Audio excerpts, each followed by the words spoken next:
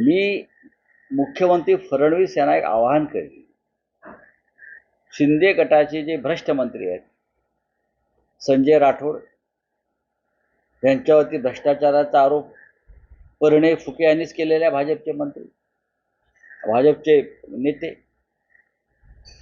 त्यानंतर संदीपान भुमरे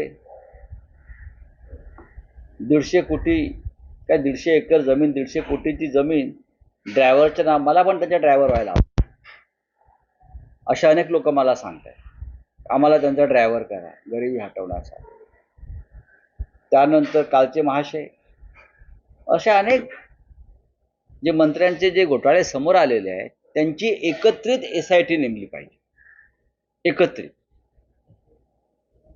क्लस्टर पद्धतीने, जसे एकत्र डेव्हलपमेंट करतात ना,